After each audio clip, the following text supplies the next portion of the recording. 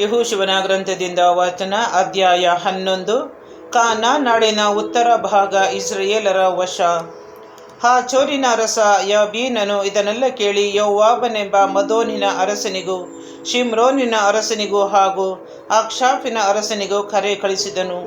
ಉತ್ತರ ದಿಕ್ಕಿನ ಪರ್ವತ ಪ್ರದೇಶ, ಕಿನ್ನೇರೋತ್, ಸಮುದ್ರದ ದಕ್ಷಿಣದಲ್ಲಿನ ಕಣಿವೆ ಪ್ರದೇಶ, ಇಳಿಜಾರು ಪ್ರದೇಶ, ದೋರ್ ಊರಿನ ಪಶ್ಚಿಮದಲ್ಲಿದ್ದ ಮಲೆನಾಡಿನ ಪ್ರದೇಶ ಇವುಗಳ ಅರಸನಿಗೂ, ಪೂರ್ವ ಪಶ್ಚಿಮಗಳಲ್ಲಿರುವ ಕಾನಾನ್ಯರು, ಅಮೋರಿಯರು, ಹಿತ್ತಿಯರು, ಫೆರಿಜಿಯರು, ಮಲೆನಾಡಿನ ಪ್ರದೇಶದಲ್ಲಿದ್ದ ಯೆಬೂಸಿಯರು, ಹೆರ್ನೋನಿನ ಬುಡದಲ್ಲಿ ಮಿಚ್ಚಾ ನಾಡಿನಲ್ಲಿದ್ದ ಹಿವಿಯರು ಇವರಿಗೂ ಹೇಳಿ ಕಳಿಸಿದನು.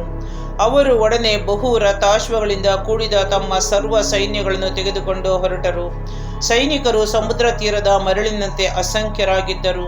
ಇಸ್ರಾಯೇಲರೊಡನೆ ಯುದ್ಧ ಮಾಡಲು ಅರಸರೆಲ್ಲರೂ ಒಟ್ಟುಗೂಡಿ ಮೇರೋಮ್ ಜಲಾಶಯದ ಬಳಿ ಇಳಿದುಕೊಂಡರು. ಆಗ ಸರ್ವೇಶ್ವರ ಸ್ವಾಮಿ ಯೆಹೋಶುವನಿಗೆ, ನೀನು ಅವರಿಗೆ ಹೆದರಬೇಡ, ನಾಳೆ ಇದೇ ವೇಳೆಗೆ ಅವರನ್ನು ಇಸ್ರಾಯೇಲರಿಗೆ ಒಪ್ಪಿಸುವೆನು. ಇಸ್ರಾಯೇಲರು ಅವರನ್ನು ಹತ್ತಿಸಿ ಬಿಡುವರು.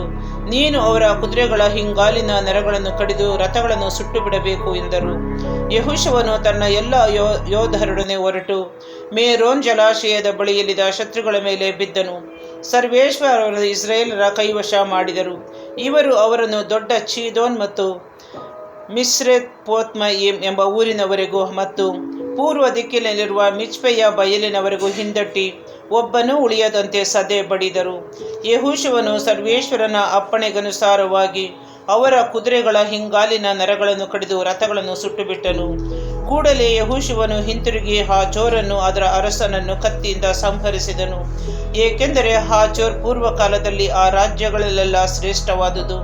ಇಸ್ರಾಯೇಲರು ಅದರಲ್ಲಿದ್ದ ಜನರನ್ನೆಲ್ಲ ಕತ್ತಿಗೆ ಈಡಾಗಿಸಿ ಹಾಚೋರ್ ನಗರವನ್ನು ಪ್ರಾಣಿಯೊಂದು ಉಳಿಯದಂತೆ ಸುಟ್ಟು ಬಿಟ್ಟರು.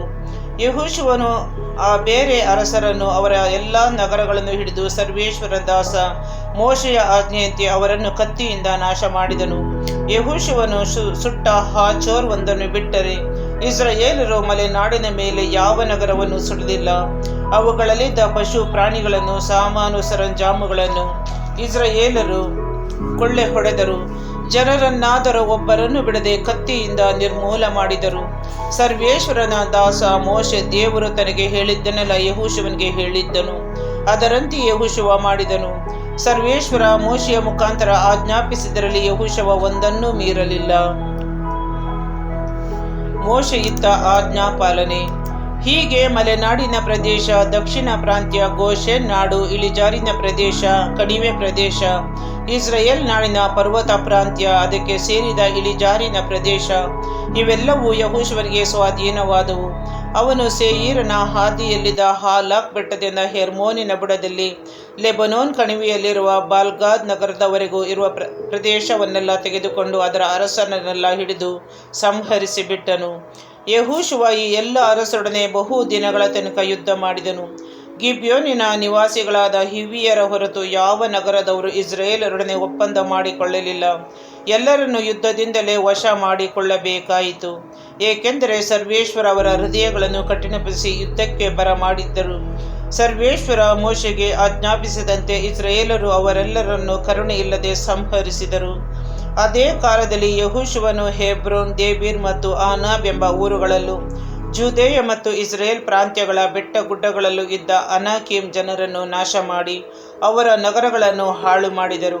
ಇಸ್ರಾಯೇಲರ ಪ್ರಾಂತ್ಯದಲ್ಲಿ ಜನರಾರೂ ಉಳಿಯಲಿಲ್ಲ. ಗಾಜಾ, ಗತೂರು, ಅಷ್ಟೋದ್ ಎಂಬ ಊರುಗಳಲ್ಲಿ ಮಾತ್ರ ಕೆಲವರು ಉಳಿದರು. ಸರ್ವೇಶ್ವರ ಮೋಶೆಯ ಮುಖಾಂತರ ವಾಗ್ದಾನ ಮಾಡಿದ್ದ ಪ್ರದೇಶವನ್ನೆಲ್ಲ ಯೆಹೋಶುವ ಹಿಡಿದುಕೊಂಡನು. ಇಸ್ರಾಯೇಲ್ ಕುಲ ಭಾಗಗಳಿಗನುಸಾರ ಅದನ್ನು ಹಂಚಿಕೊಟ್ಟನು. ಯುದ್ಧ ನಿಂತಿತು. ದೇಶದಲ್ಲೆಲ್ಲ ಶಾಂತಿ ಸಮಾಧಾನ ನೆಲೆಸಿತು.